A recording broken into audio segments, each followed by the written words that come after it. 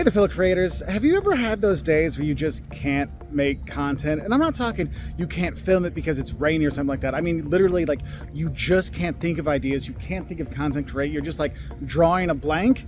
Yeah, you have what's called creator's block. Just like writers have writer's block, well, creators, we have creator's block. And what I want to do is give you some ideas to kind of push through so you can actually beat that creator's block and get back to making good content no matter where you are, whether you're in your house or you're here in Paris. These are things that you can do to help out. I think one thing you can do is really just go get some realistic prompts out there. Go and use the platforms that you're promoting on to help you come up with ideas. So YouTube Insights will tell you, here's what other people are watching that watch your content.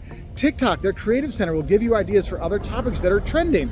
You can go on Facebook and they'll recommend things to you. Heck, you can just go into Google and start typing things like Paris and then see what pops up. Like, that can give you ideas. Or yes, you can use AI to come up with ideas. Hey, what are some ideas for some videos in Paris I should do? Like, they can give you ideas, give you a prompt to start with, right? To help you get someplace. Because sometimes creator block is just not knowing what that main topic's going to be. Like, I'm here in Paris, so obviously I want to film stuff about Paris, but what should I film about, right? And so you get kind of stuck. So using those prompts that, YouTube or Google or, Facebook, TikTok, what they give you to help you come up with new ideas, they're there because they want to help you make more content so you can help them make more money, but also to help you kind of grow in your business. So that's one way to do it. Use those prompts, use those analytics out there to help you figure things out, okay? Now, next thing I want you to do, and one that's probably gonna do a better job of actually getting your fans to feel like you care and you're really gonna help out, is literally ask your followers. Ask them what kind of content they want. For example, I always ask, hey, students, what are questions you have about marketing, social media, YouTube? And they'll send me questions, and then I make videos based on those questions.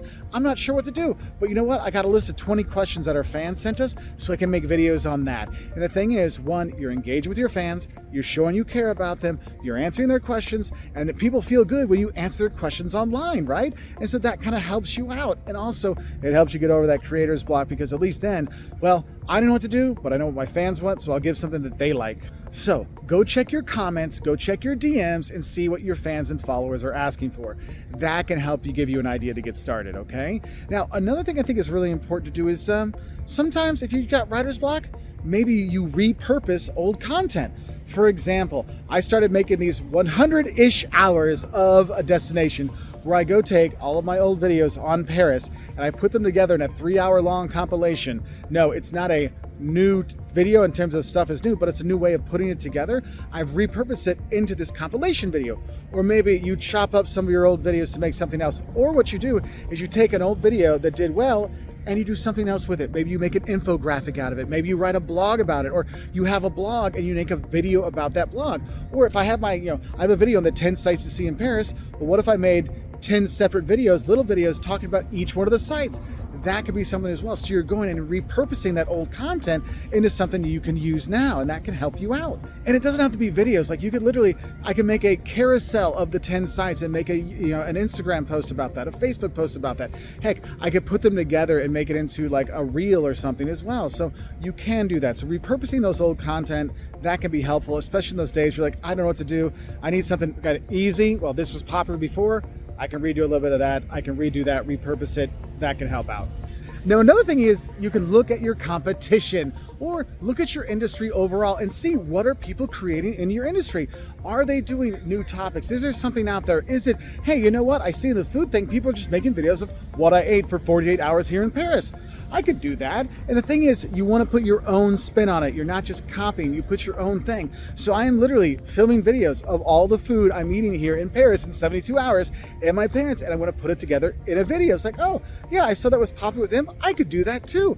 And so you're not necessarily stealing ideas, you're interpreting the ideas from your competition. So it's kind of like industrial espionage, but it's one of those things that can give you an idea. But I gotta stress, you don't copy. What you do is put your own spin on it, so it's your voice saying it. And then one of the easiest things, and this is one of those kind of process things you can do to help keep from having creator's block, is to actually create a weekly theme or have a process that you do everywhere you go. Like for me, when I does my travel videos, I always know I'm going to make the don'ts of the city and what to eat in the city. So I already know I've got to go through there. And in the don'ts, I'm going to look at accommodations, sites, safety, those things there help me create content. Even if I'm having a block, I know that I have to talk about accommodation here in Paris. Oh, right, don't forget, everything's really small when you're here. No matter what you pay, the apartments are gonna be small, the hotels are gonna be small, right? And that kind of helps out, having that process. But also, if you do the things like Motivation Monday, okay, we're gonna make a motivational video on Monday, or Throwback Thursday, right? Throwback Thursday, oh, we're gonna get some old content and repurpose that and use it again, right? And then, or maybe Travel Tuesday, right? I'll make a different travel video that focuses on getting people to do things. But you have those themes you do all the time that it makes it easier to make that content again. Also, it gives you an easy kind of default, like, oh, people expect to see a Throwback Thursday or a Way Back Wednesday. It works, and so that can help you out as well. So those are just a few strategies I have for you to help you beat your content block, because believe me, I know it happens. I've actually been sitting at the park behind the Eiffel Tower for the last hour and a half trying to figure out what to do, and this is what we came up with. So I can't figure out what to talk about.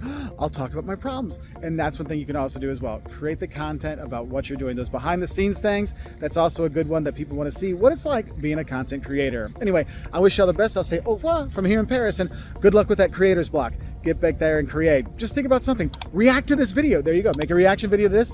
Help you out. Bye from here in Paris.